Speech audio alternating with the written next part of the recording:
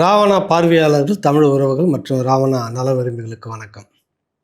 India மட்டுமல்ல, உலகம் முழுக்க இப்போ ஒரு பேசு பொருளாக இருக்குது தமிழர்கள் மக்கள் மத்தியில்.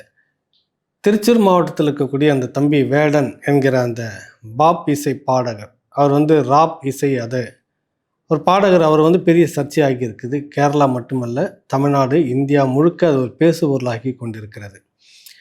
அவர் மேடைகளில் பாடக்கூடிய அந்த பாடல்களில் சில விஷயங்கள் சர்ச்சையான கருத்துக்கள் இருக்கிறது அப்படின்றதுக்காக வேண்டி அவர் மேலே நிறைய விமர்சனங்கள்.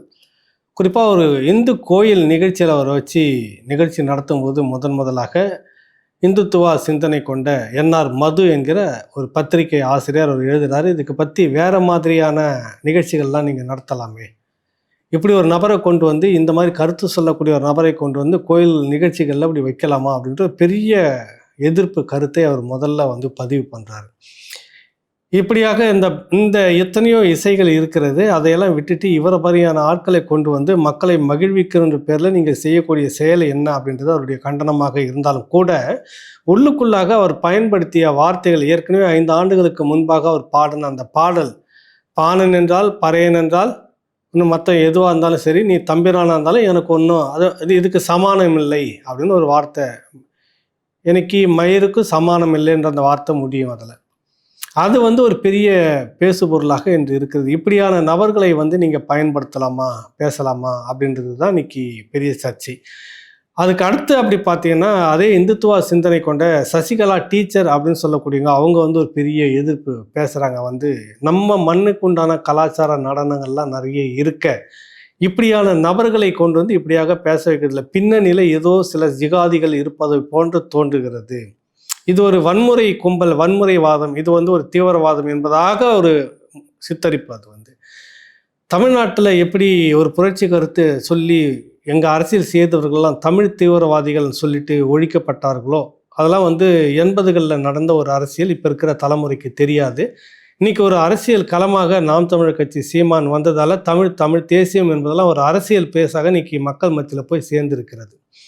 இதற்கு முந்தின காலகட்டங்கள் தனிப்பட்ட நபர்கள் பேசக்கூடிய அந்த வார்த்தைகள் அந்த இயக்க ரீதியாக செயல்பாடுன்றப்ப அது உடனே தீவிரவாதம்னு முத்திரை குத்தி ஒழிச்சது தான் நடந்திருக்கிறது.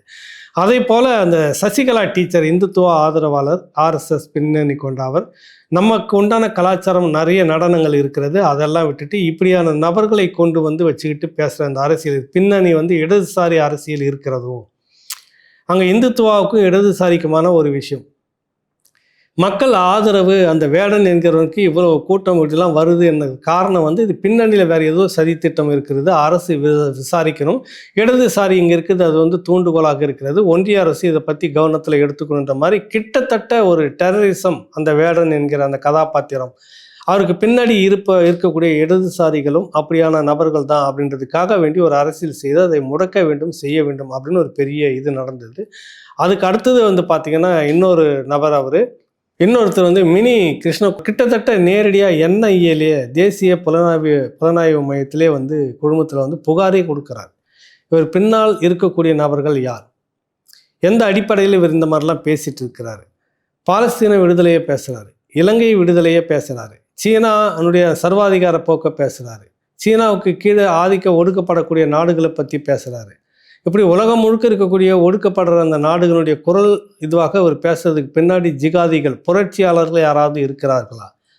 அதனால் தேசிய புலனாய்வு குழுமம் இதை விசாரிக்கிறோம். இவருக்கு பின்னாடி இந்த பேக்ரவுண்டில் யார் இருக்கிறாங்க, இவருக்கு பின்னிருந்து செயல்படுவது யார், ஸ்பான்சர் பண்ணுறது யார், நிகழ்ச்சி ஒருங்கிணைப்பு யார், இப்படிலாம் பகுதியாக பிரித்து விசாரிக்கணும். அப்படின்றப்ப அவருக்கு துணையாக இருக்கக்கூடியவர்கள் மேலேயும் ஒரு பொய் குற்றச்சாட்டு சொல்லி வழக்கு பதிவு செய்வதற்கான வேலையும் அது கோடு போடுற வேலைன்னு சொல்லுவாங்க.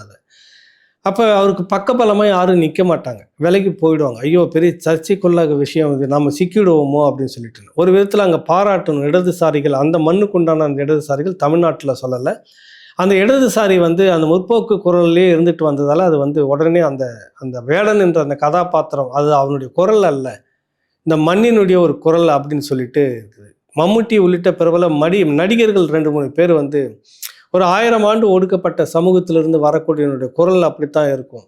எவ்வளவோ நம்ம தரப்புலேருந்து பேசிட்டோம், ஒரு 100 வருஷம் இன்னும் அவன் பாடிட்டும் பேசிட்டோம் அதால் ஒன்றும் கெட்டு போயில்லையே, பேசட்டும் பாடட்டும் அப்படின்னு அவர் ஆதரவாக இருக்கிறப்ப இன்னொரு நடிகரும் அதே குரலை அங்கே வந்து எழுப்பியிருக்கிறாரு.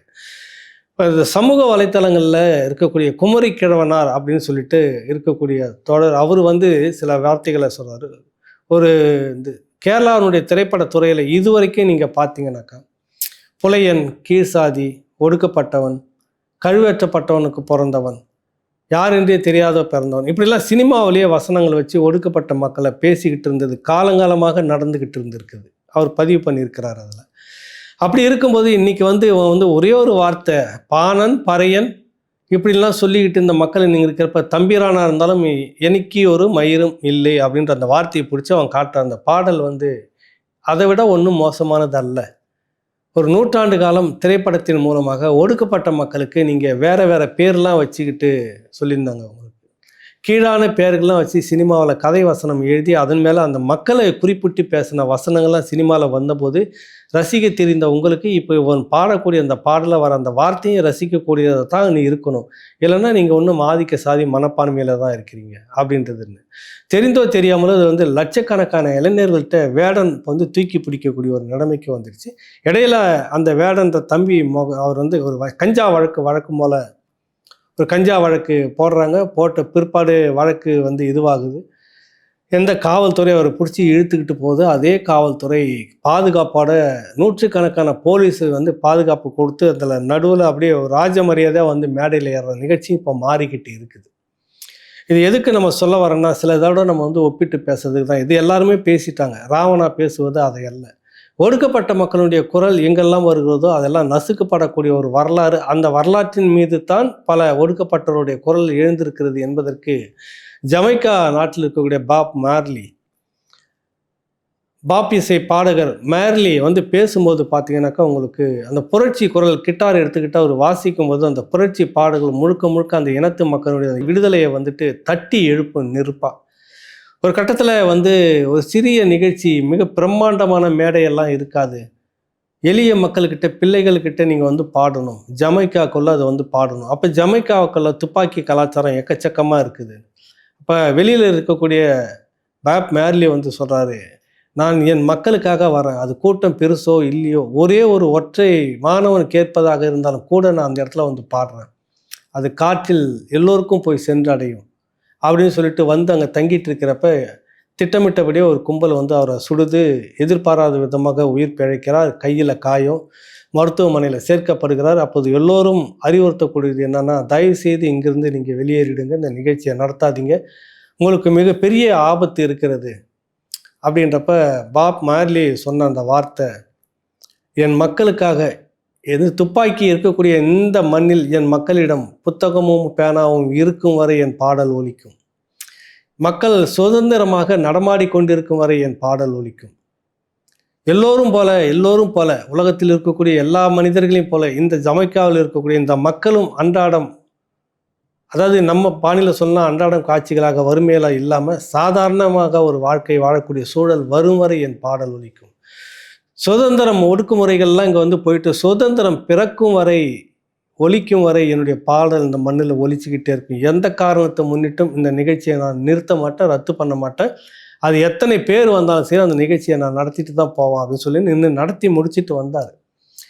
உலகம் முழுக்க பாப் மார்லினுடைய அந்த இசை வந்து எந்த அளவுக்கு போற்றப்பட்டது அப்படின்றது தெரிஞ்சிருக்கும். அவர் மேலே இதே போல் கஞ்சா வழக்கு, அப்படி கஞ்சா நபர் அப்படின்லாம் கூட பேசினாங்க. அவருக்கு அந்த பழக்கம்லாம் கிடையாது. ஏன்னா இசையை பற்றி நிறைய நாங்கள் அதை பற்றி படிக்கிறப்ப அவர் அந்த அங்கே ஒரு சமூகம், குறிப்பிட்ட ஒரு ஆப்பிரிக்க இனத்தில் மலைவாழ் இனம்னு சொல்லக்கூடிய ஒரு குறிப்பிட்ட சமூகத்தில் கஞ்சாவை வந்து புனிதமாக போற்றக்கூடிய இனமாக ஒரு குழு இன்றைக்கும் இருக்குது அங்கே. இவர் இவரை காதலிச்சு மணந்த அந்த பெண் வந்து அந்த சமூகத்தை சேர்ந்தவர் இருந்தது. அப்போ இவரும் அந்த கஞ்சாவை வந்து வச்சுக்கிட்டு இருக்கிறார். அந்த இதுதான் கஞ்சா பழக்கம் அவருக்கு இருக்குதுன்ற மாதிரி சொல்லுவாங்க. அது அவங்களுக்கு குலதெய்வம், அது புனிதம், அதை வணங்கக்கூடியவர்கள், புனிதமாக போற்றக்கூடியவர்கள். அந்த குறிப்பிட்ட அந்த ஆப்பிரிக்க இன மக்கள் கஞ்சாவை போற்றக்கூடியவர்கள், அவங்க புனிதமாக கருதக்கூடியவர்கள். அந்த புனிதத்தை தூக்கி வச்சுக்கிட்டு இவர் இருக்கும்போது பாப் மேர்லி மேலே இந்த ஒரு குற்றச்சாட்டாக வருது. எது எப்படி இருந்தாலும் அவர் அதை பழக்கப்படுத்தலை. ஆனால் உலகம் முழுக்க ஒரு சுதந்திர குரல் வந்து ஒலிச்சுக்கிட்டே இருந்தது. அதே போல ஒடுக்கப்பட்ட ஆப்பிரிக்க இனத்திலிருந்து வந்தவர் தான் மைக்கேல் ஜாக்சன். உலகம் முழுக்க வந்து தன்னுடைய பாப் இசையால ஆடி அதிர வைத்து ஓய்ந்து போன ஒரு மனிதன்.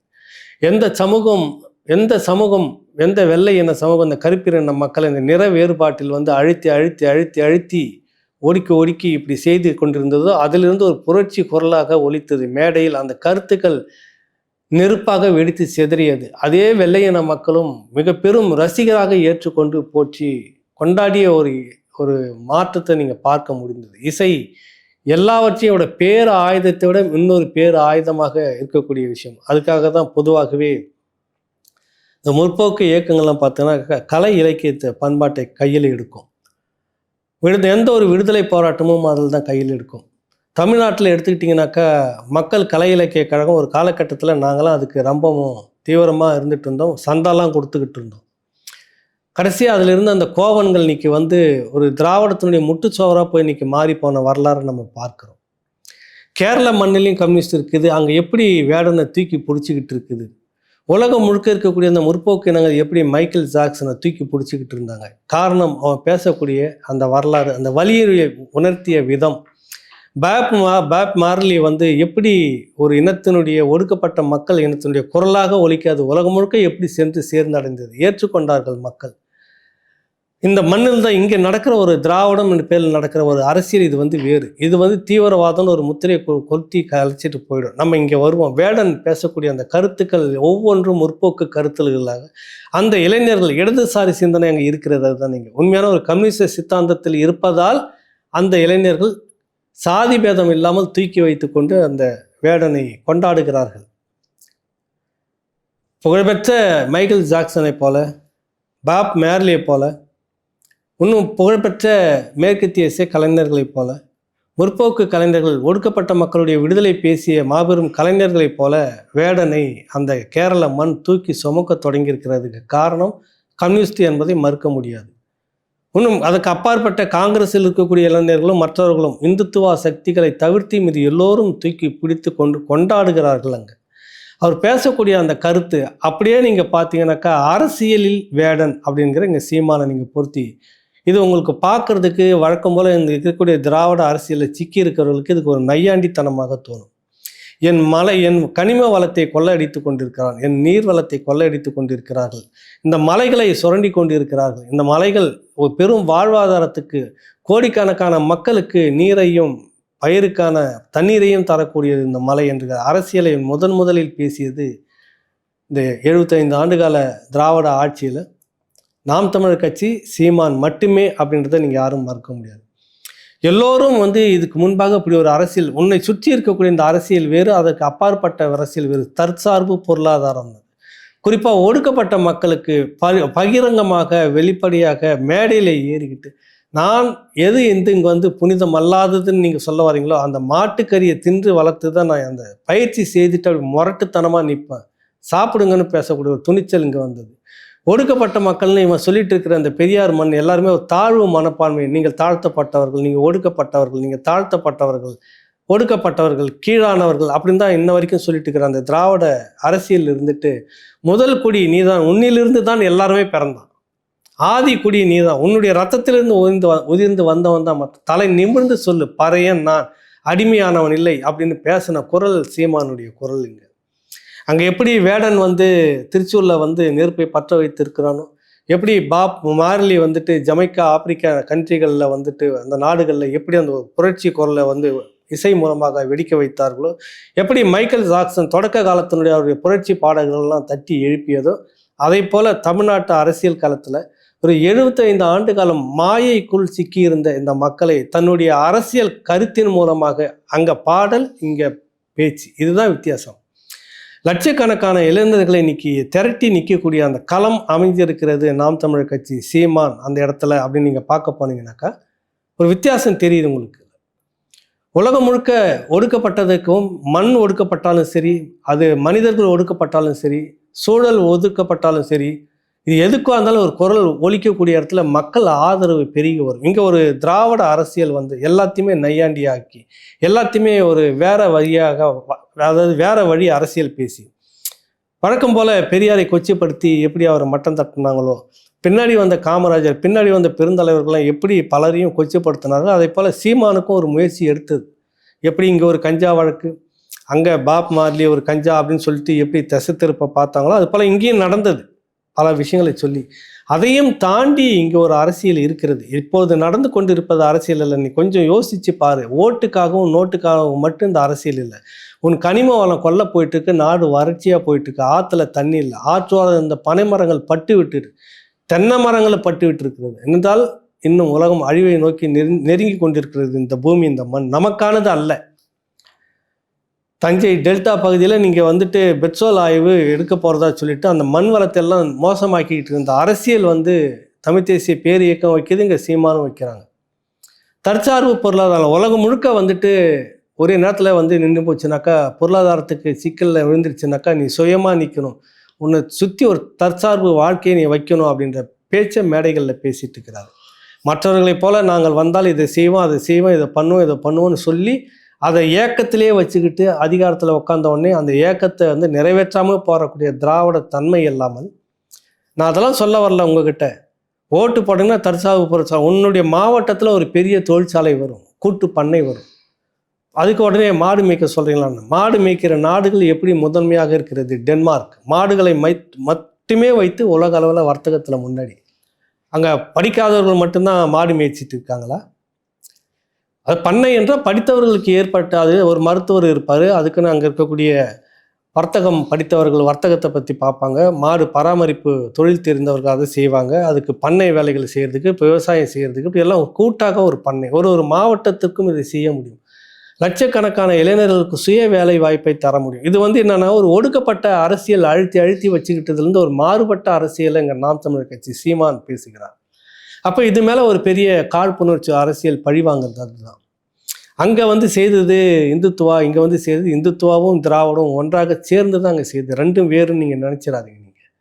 இந்த மக்கள் ஒரு விழிப்புணர்வு பண்ணிடக்கூடாது. இந்த கட்சி ஓட்டுக்காகவும் அரசியலுக்காகவும் பாரம்பரியமாக நான் திராவிடத்தை சேர்ந்தவன், பரம்பரையாக நான் அதிமுகவை சேர்ந்தவன், நீங்கள் எவ்வளவுதான் சுருட்டிக்கிட்டு போனாலும் எவ்வளவுதான் எது பண்ணிட்டு போனாலும் நாங்கள் அதுக்கு தான் ஓட்டு போடுவோன்ற நிலையில் இருக்கக்கூடியவன் உன் காலுக்கு கீழாக பாரு. உன்னுடைய அந்த பூமி காணும், விளைந்த பூமி ரியலிஸ்டாக நிற்கிது. அந்த குரல் சீமானுடைய குரல். நீ ஓடி நீந்தி குளித்து விட்டு வந்த ஆறு இப்பொழுது இல்லை, வறண்டு போய் கிடக்கிறது. ஆற்றை சுற்றி இருக்கக்கூடிய நிலப்பகுதிகள்லாம் நீரற்று போய் கிடக்கிறது. குனிந்து பார் சொல்றது சீமானுடைய அரசியல். சுற்றுச்சூழல் முழுக்க உனக்கு பாதிச்சிட்டு இருக்குது. மிக பெரும் பாதிப்பு. வருங்காலத்தில் என்னென்ன கொள்ளை நோய்கள்லாம் வரும்ன்றது தெரியாது. உனக்கு கீழே இருக்கிற இந்த சூழலியலை நீ சுற்றி பாரு அப்படின்னு சொன்னது சீமான் அரசியல். லட்சக்கணக்கான இளைஞர்கள் ஒரு மாயை அரசியலுக்குள்ளாக இருக்கிறார்கள். அவர்களுக்கு லட்சக்கணக்கான அந்த பேருக்கும் வேலை இல்லை, படிப்பதற்கேற்ப வேலை இல்லை, படிப்பதற்கு கல்லூரிகள் திறந்துட்டீங்க, வேலை அப்படின்ற கேள்விகளை எழுப்பி அதன் மூலம் விழிப்புணர்வை கொண்டு வரது சீமானுடைய அரசியல் மேடை. அங்கே எப்படி வேடன் அந்த குரல்கள் மூலமாக அங்கே ஒரு கொந்தளிப்பை ஏற்படுத்தி கொண்டிருக்கிறான்னு, அதை போல அரசியலில் ஒரு வேடன் சீமான் அப்படின்றது தான் நான் சொல்ல வரேன். இதை மறுக்கக்கூடியவர்கள் திராவிடர்கள் கட்டாயம் இதுக்கு பெரிய ஒரு நக்கலும் நையாண்டியமான பதிலை சொல்வார்கள். அதை பற்றி கவலையே இல்லை. இவர்கள் வந்த பிற்பாடு தான் 1949 தொடங்கப்பட்ட திராவிட முன்னேற்ற கழகம் சமீப காலத்தில் தான் அவங்க கட்சிக்குள்ள சுற்றுச்சூழல் பாசறை அப்படின்னு ஆரம்பித்தாங்க பேருக்கு. இதுவே ஒரு வெட்கக்கேடான விஷயம். ஆரம்பித்தவர்கள் இதுவரைக்கும் கள்ளிக்காட்டு இங்கே அதானி துறைமுகத்துக்கு போய் எதிராக நின்றிருக்கிறார்கள்னா இல்லை. மேற்கு தொடர்ச்சி மலை முழுக்க சுரண்டப்பட்டு இருக்கு. கேரளாவில் கட்டக்கூடிய அதானி துறைமுகத்துக்கு தமிழ்நாட்டு மலைகள் சூறையாடப்படுகிறது. இதை பேசுனதும் நான் தமிழர் கட்சி. இந்த ஒரு கட்சி தவிர யாருமே இல்லை. இந்த மலை இருக்கும் வரை அங்கே மழை இருக்கும். மழை பெய்கிறப்ப அங்கே தேங்கியதான் நீரோட இருக்கும், நீர் வளம் இருக்கும். மலை அழிக்கப்பட்டுச்சுன்னா மழையே கிடையாது. மழைக்கும் நெருங்கிய தொடர்பு இருக்குது. கேரளாவிலேயும் மலைகள் இருக்குது. அங்கே ஏன் கையே வைக்காமல் இங்கேருந்து ஒப்பந்தம் போட்டு அதானி துறைமுகம் கட்டத்துக்கு இங்கிருந்து மலைகள் சூறையாடப்பட்டது என்ற அரசியலை பேசுனது சீமான். அப்போ இதெல்லாம் ஒரு புரட்சி குரல். இங்கே ஒடுக்கப்பட்ட மக்களை நெஞ்சை நிமிர்த்தி நீ சொல்லு, பறையன்னு சொல்லு, ஆமாம் நான் தான் முதல் குடி, என்னிலிருந்து தான் நீ எல்லாம் வந்த அப்படின்னு சொல்லக்கூடிய அந்த குரல் ஒலித்தது. இங்கே என்னென்னா, திராவிடம் இப்படியான புரட்சி குரலை வரக்கூடிய இதை போல் ஒரு 30 ஆண்டுகளுக்கு முன்னாடி திருமாவளவனுடைய குரல் இருந்தது, யாருமே மறுக்கலை. அப்போ நாங்கள்லாம் ஊடகத்தில் வந்தோடனே இது ஒரு மிக பெரும் கலக அரசியலாக ஒரு சரியான இடத்த பிடிக்கும் அப்படின்னு தான் நினச்சோம். ஆனால் அப்படிப்பட்ட திருமாவளவனை இன்னைக்கு எங்கே போய் நிற்கிறார், எப்படியாக வைத்து கொண்டிருக்கிறது வந்து திராவிடம். இதுதான் வேடனுடைய கருத்தியலை நம்ம இங்கே பார்க்குறோம். வேடன் பாடல் மூலமாக சொல்லக்கூடியது, நான் இத்தனை ஆண்டு காலம் இந்த இனம், இந்த மக்கள், இப்படி ஒடுக்கப்பட்டிருந்த இந்த மக்கள் எல்லாத்தையுமே பேசுகிறான்.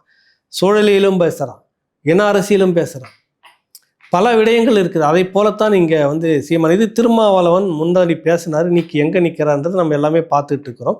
அந்த மக்களுக்கான அரசியலை பேச வேண்டிய இடமாக இன்னைக்கு சீமான் மாறி இருக்கிறார். நெஞ்சை நிமிர்த்தி சொல்லு, நீ இதுதான், உனக்கு நீ தாழ்த்தப்பட்டவன் கிடையாது, உன்னிலிருந்து எல்லாரும் வந்தவன், நீ தான் உயர்ந்தவன், முதன்மையானவன். வான சாஸ்திரம் என்பது உங்ககிட்ட இருந்து வந்தது, கோயில் உங்ககிட்ட, பராமரிப்பு உங்ககிட்ட இருந்தது. ஒவ்வொன்றுமாக சொல்லி சொல்லி அவனை நெஞ்சை நிமிர்த்தி வைக்கக்கூடிய அந்த அரசியலை செய்தது நாம் தமிழர் கட்சி, சீமான். அதை செய்ய வேண்டிய திருமாவளவன் இன்னைக்கு அதெல்லாம் விட்டுட்டு எங்கே போனாலும் ஒரு சப்பக்கட்டு கட்டுற ஒரு அரசியல் பண்ணிக்கிட்டே தான் இருக்கிறார். சமீபத்தில் கூட இங்கே வந்துட்டு இந்த குடியிருப்பு பகுதியெல்லாம் இடிக்கப்பட்ட பிறகு முதல் ஆளாக போய் அங்கே நின்றது சீமான். அது அப்புறம் பாட்டாளி மக்கள் கட்சி உள்ளிட்ட எல்லாருமே குரல் கொடுத்தாங்க. கடைசி கட்டமாக போய் அவர் நிற்கிறாரு, பேசுகிறாரு, அதிகாரிகள் என்ற மட்டத்திலே பேசுகிறாரு, தலைமைச் செயலாளர்கிட்ட சந்தித்து மனு கொடுப்பன்றாரு. தமிழ்நாட்டு முதலமைச்சர்கிட்ட பற்றி பேசுவாரா இல்லையா, தமிழ்நாடு முதலமைச்சர் ஸ்டாலின்ன்றதை பற்றி சொல்கிறாரா இல்லையா, கிடையாது, எதுவுமே கிடையாது. அதிகாரிகள் இடிக்கிறார்கள், தலைமைச் செயலாளர் சந்தித்து, எந்த தமிழ்நாட்டு அதிகாரிகளா, தமிழ்நாட்டு காவல்துறை உடந்தையாக இருக்கிறதா, தமிழ்நாடு முதலமைச்சர் இதை செய்து கொண்டிருக்கிறாரா? இந்த அளவுக்கு துணிச்சலாக அதை எடுத்து பேசக்கூடிய நிலைக்கு இல்லை இன்னைக்கு திருமாவளவன் அவர்கள். அதை தான் நீங்கள் பார்க்கணும். இப்போ வேடனை போல யார் அரசியலில் வேடன் அப்படிங்கிறது பார்த்தீங்கன்னா அது சீமான் தான். எதுக்குன்னா இந்த மாதிரி காரணங்கள் எல்லாரும் இந்த மண் சார்ந்து, மக்கள் நலன் சார்ந்து, இந்த மண்ணுக்கேற்ற ஒரு மாற்று அரசியல் வேண்டும் என்பதை சார்ந்து தொடர்ச்சியாக இயங்கிக் கொண்டிருப்பதால் தான் அரசியலில் ஒரு வேடன். அங்கே அந்த தம்பி சொல்கிறார், வேடன் வந்து அங்கே ஒரு பெரிய விமர்சனமும் பெரிய விவாதம் தொடர்ந்து போய்கிட்டே இருக்குது. ஆமாம், நான் எனக்கு தெரிஞ்ச பாடலை தான் நான் பாட முடியும். பரதநாட்டியம் எனக்கு தெரிஞ்ச பரதநாட்டியத்தை தெரிஞ்சால் நான் அதை ஆடுவேன், எனக்கு தெரியாது. எனக்கு கர்நாடக சங்கீதம் பாடக்கூடிய குரல் எனக்கு இல்லை. நான் பாடல் தான் பாடுவேன், எனக்கு அதுதான் தெரியும், எனக்கு தெரிஞ்சதை தான் பாடுவேன் மேடைகளில், நான் பாடிக்கிட்டே இருப்பேன்றான். இப்போ ராவண காவியத்தை நான் பாடுவேன், என்னுடைய முப்பாட்டன்றான். இந்த பாடலை நான் பாடும்போது, ராமாயணத்தை வைத்து இதனை பாடும்போது அநேகமாக சுட்டுக்கொல்லப்படுவேன்றதை முன்கூட்டியே ஒரு நேர்காணலில் சொல்கிறான். ஏன்னா அந்த சமூகம் அப்படியானதை அனுமதிக்காது அப்படின்னு. ராவணன் என்னுடைய முப்பாட்டன், அறிவில் சிறந்தவன் அப்படின்றத பற்றி சொல்ல வரான். என்ற எழுத்து உன் நெஞ்சில் குச்சிருக்கிறாங்க, அதுக்கு வேற விதம் தமிழர் அப்படின்றதுக்கு நீ சொல்ல வரியன்னு ஒரு அரசியல் அங்கே போகுது. நான் என்ற எழுத்துக்கு 7 வகை இருக்குது. அறிவு, அம்மா, அறிவு, அப்பா, அம்மா, அப்பா, அறிவு, ஆசான், அரசியல், இப்படி எல்லாமே ஒரு 7 முக்கிய பொருளை கொண்டது தான்.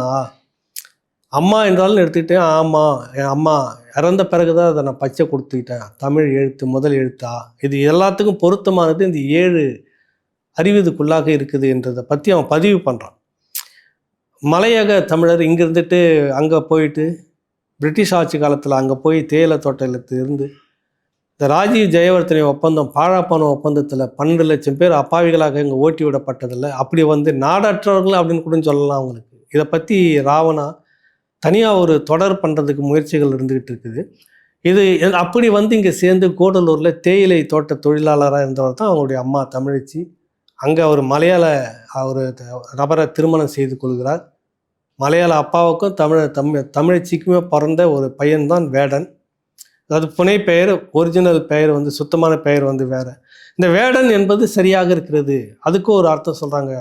ஈழ மண்ணில் ஆதி குடிகளுடைய இது வந்து வேடன் தான், அதையும் சொல்லும் விதமாகத்தான் இருக்கிறது அப்படின்றாங்க. எது எப்படி இருந்தாலும் ஒரு தமிழன் குரல், அது இலங்கை தமிழனாக இருக்கட்டும், இங்கே இருக்கிறவங்களாக இருக்கட்டும், இல்லை எந்த மாநிலத்திலாக இருக்கட்டும், ஒடுக்கப்பட்ட மக்களுடைய அந்த குரல் வெடிக்கும் போது அது இனத்தின் அடிப்படையில் சரி, ஆரியமும் திராவிடமும் சேர்ந்து தமிழ் இனத்தின் குரலை ஒடுக்கும்போது வெடிக்கும் அந்த சீமானுடைய அந்த எழுச்சியாக இருந்தாலும் சரி, சாதிய ஒடுக்குமுறைக்குள்ளாக இருந்து வெடிச்சு கிளம்பக்கூடிய அந்த வேடனுடைய குரலாக இருந்தாலும் சரி, அந்த வெடித்து கிளம்பும் அந்த பேர் ஒலின்னு சொல்லுவாங்க, அது சவுண்டு, அந்த எழுச்சி வந்து உலகம் முழுக்க திரும்பி பார்க்க வைக்கும். தமிழ்நாட்டில் அப்படி தான் லட்சக்கணக்கான மக்கள் இன்னைக்கு திரும்பி பார்க்கக்கூடிய ஒரு அரசியலாக நாம் தமிழர் கட்சி சீமானுடைய அரசியலாக இருக்கிறது.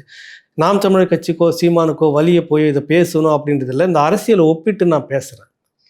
ஒரு காலத்தில் இந்த மாதிரி வேடனாக, பாப் மார்லியாக, மைக்கேல் ஜாக்சனாக திராவிடமும் இருந்தது. அன்னைக்கு புரட்சிகர கருத்துக்களை எல்லாம் பேசியது. பின்னாடி எங்கே போயிடுச்சுனாக்கா, கவிஞர் வைரமுத்து இதுவரை நான் அப்படின்ற அவருடைய முதல் கவிதை தொகுப்பில் நாங்களாம் ரொம்ப மெய் சிலிர்த்து படித்து வாசித்து சுற்றித்து கொண்டிருந்த அந்த காலகட்டம். கவிதையில் வந்து பார்த்தீங்கன்னா, கண்ணீர் பூக்கள் மேத்தாவுடைய கண்ணீர் பூக்கள் பெரிய அதிர்வலை ஏற்படுத்தின அந்த கட்டத்தில் தான் இதுவரை நான் அதை சொல்லுவார். ஆபாசத்தை சொல்லும் படச்சுரலை ஒரு தீக்குச்சிக்கு எரிப்போன்னு வைரமுத்து சொல்லுவார். அந்த வைரமுத்து இன்னைக்கு வந்து ஆரிய உதடும் திராவிட உதடுன்னு மாறுற அளவுக்கு மாறி போயிட்டார். அது பல உச்சங்களை தொட்டு உச்ச மனிதராக மாறி இருக்கிறார் இலக்கியங்களில். அதெல்லாம் மாற்று கருத்து சொல்ல வரல. ஆனால் அந்த வைரமுத்து இப்போது இல்லை. அதுதான் நம்ம சொல்ல வரோம். இது திராவிடத்தில் இந்த மாதிரிலாம் இருந்தது. தொடக்கத்தில் புரட்சிகர கருத்துக்கள்லாம் இருந்தது. ஆனால் காலப்போக்கில் அது வந்துட்டு ஊழலில் சிக்கி சின்ன பண்ணமாகி எதை பேசணுமோ அதை கை விட்டுட்டு இன்னைக்கு வந்துட்டு அதிகாரம், நாற்காலி, பணம் இதுன்றதை மட்டும்தான் வச்சுக்கிட்டு இருக்குது. அதுக்காக தான் சொல்ல வரேன், தமிழகத்தில் அரசியல் களத்தில் ஒரு வேடன் அப்படின்றத சீமான். அந்த அரசியல் இது வேணும், இந்த இந்த இந்த வாக்கு அரசியல், ஓட்டு அரசியல் வரணும், இல்லைன்னா அதுக்கு வேற ஒரு முத்திரை குத்திடுவானுங்க.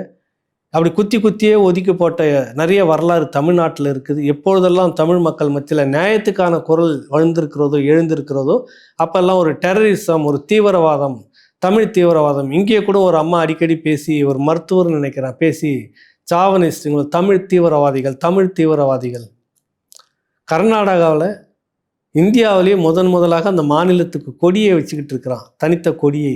என் மாநிலத்தின் கொடி, அந்த காங்கிரஸ் இருந்தாலும் சரி, பாரதிய ஜனதா கட்சியாக இருந்தாலும் சரி, டெல்லியால் இன்னைக்கு ஒன்றும் பண்ண முடியல. அப்படி ஒரு கொடி எனக்கும் வேண்டும்னு தமிழ்நாடு முதலமைச்சர் ஸ்டாலினால் கேட்க முடியல. இங்கே தான் வித்தியாசம் இருக்குது. கேட்கணும் அப்படின்னு நம்ம சொல்ல வரோம். இதை சொன்னோம்னா சாவனிஸ்ட், தீவிரவாதி, அந்த அம்மா போடுறவர் பேசுகிறாங்க. இங்கே தான் அந்த மாற்று மொழியினர் ஏன் இப்படி ஒரு வக்கர புத்தியோடு இங்கே இருந்து கொண்டிருக்கிறார்கள் அதிகாரத்தில்? யாரும் பிரித்து பேசல. வாங்க, வாழுங்க, நல்லா இருங்கன்னு தான் சொல்கிறேன். என் இனத்துக்கான ஒரு அரசியலை பேசும்போது இங்கே வந்து சாதியெல்லாம் தாண்டி தமிழனாக ஒன்றிணைந்து தமிழன் அப்படின்னு சொல்லி 1,00,000 பேர் கூடணுன்றதை உங்களுக்கு என்ன பகையாக வருது அப்படின்ற ஒரு அரசியல் இங்கே இருக்குது. அதுதான் அரசியல் களத்தில் வேடன் சீமானாக நிற்கிறார் அப்படின்னு நம்ம சொல்ல வரோம். கோயம்புத்தூரில் நடந்திருக்கிறது. தலைக்கு 100 ரூபான்னு பார்த்தா கூட 4,60,000 ரூபா நன்கொடையாக கொடுத்துருது. நீங்களே பிரித்து பார்த்துக்குங்க, எத்தனை ஆயிரம் பேர் அந்த இடத்துல அவங்க காசை கொடுத்து கூடியிருக்காங்க அப்படின்றத. இந்த அரசியல் வேறு எங்கேயாவது வந்திருக்குமா? என்னென்னா, பாப் மார்லினுடைய அந்த அரசியல் புரட்சிகர கருத்துக்கள் அடங்கிய அந்த பாடல் எந்த ஒரு வெடிப்பை உண்டாக்கியதோ, வேடனுடைய அந்த கருத்துக்கள் இப்போது எப்படி ஒரு பேரலையாக உருவாக்கிட்டு இருக்குதோ, தமிழ்நாட்டில் சீமானுடைய அந்த குரல் ஒரு வேடனாக ஒலித்து கொண்டு இருக்கிறது என்றது தான். ஆனால் இங்கே இருக்கக்கூடிய திராவிட அரசு, அங்கே இருக்கக்கூடிய ஒரிஜினல் கம்யூனிஸ்ட் அரசே போல அல்ல. இங்கே வந்து கபடதாரம் போட்டுக்கிட்டு இப்படியான இந்த மக்களுடைய குரலை வந்து வேறு விதமான பேரை வச்சுக்கிட்டு கொச்சைப்படுத்தி, அந்த நபரையே கொச்சைப்படுத்தி, அந்த அரசியலும் கொச்சைப்படுத்தி, அந்த களத்தை கொச்சைப்படுத்தி, கடைசியாக கட்சியை கொச்சைப்படுத்தி நீர்மூலமாக்கின வரலாறு பழைய காலத்தில் இருக்கிறது. இதே நாம் தமிழர் கட்சி ஆதித்தனார் காலகட்டத்தில் தொடங்கி இனிமேல் அப்படி நடக்குமா என்றால் நடக்கிறதுக்கு வாய்ப்பில்லை என்பது தான் இந்த வேடன்களை வந்து நான் ஒப்பிட்டு பேசியிருக்கிறேன். இதுதான் இதனுடைய நோக்கம். வேடனுடைய குரல் பட்டி தொட்டியெல்லாம் இன்னும் போய் சேரணும். சொல்கிறது தமிழ்நாட்டு வேடனாக இருக்கக்கூடிய சீமானுடைய குரலும் சரி, அது கீழே இருக்கக்கூடிய அந்த தம்பிகள் பட்டி தொட்டியெல்லாம் கொண்டு போய் சேர்க்கணும், தெருவு சேர்க்கணும். அங்கே திருச்சூரில் இருக்கக்கூடிய மலையாளத்தில் இருக்கக்கூடிய அந்த வேடனுடைய குரல் எப்படி எல்லா இடத்துல சேர்ந்து லட்சக்கணக்கான இளைஞர்களை கொண்டு வந்து நிற்கிறதோ, அதை போல் சீமான் மேடைக்கு முன்பாக இந்த வேடன், அரசியல் களத்தில் இருக்கக்கூடிய இந்த வேடனுக்கு முன்பாக லட்சக்கணக்கான மக்கள் தரைத்தளத்தில் இருக்கணும். அப்பொழுது தான் திராவிட சூழ்ச்சி இதை வெல்ல முடியாது, தீவிரவாதம் முத்திர குத்த முடியாது, இன்னும் பல அரசியல் உள்ளடி வேலைகளை செய்ய முடியாது. இந்த மண் வளம் காக்கப்படும், இந்த மனித வளம் காக்கப்படும், இங்கே இருக்கக்கூடிய கல்வி காக்கப்படும், வேலைவாய்ப்பு காக்கப்படும், இந்த மண்ணை சார்ந்தவர்களுக்கு முன்னுரிமை என்ற அந்த குரல் ஓங்கி ஒலிக்கப்படும். இப்படி பல விடயங்களில் தமிழ் அரசியலுக்கு ஒரு நன்மையை பாய்க்கக்கூடிய ஒரு திறவுகோலாகத்தான் பார்க்கிறேன். எல்லாம் வந்து சீமான் உடனே சாதிச்சிருவாரா அப்படின்னு நம்ம ஒன்றும் ஜீவமா போட்டு அவரை நம்ம ஆதரிக்கலை. திறவுகோலாக இருக்கட்டும் சீமானுடைய இந்த முயற்சி, பிறகு பார்க்கலாம் அப்படின்றது தான் பார்க்குறோம். அரசியலில் ஒரு வேடன் சீமானாக நிற்கிற இந்த அரசியல், கேரளாவில் இருக்கக்கூடிய அந்த வேடன் அவருடைய அரசியல் இன்னும் மற்றதில் சேர்ந்து நம்ம பேசியிருக்கிறோம். கருத்தை உங்கள் பக்கத்துக்கே விடுறோம். உங்கள் பதில் என்னன்றதை நீங்கள் கீழே பதிவு பண்ணுங்கள். மீண்டும் ஒரு நிகழ்ச்சியில் சந்திப்போம். நன்றி, வணக்கம்.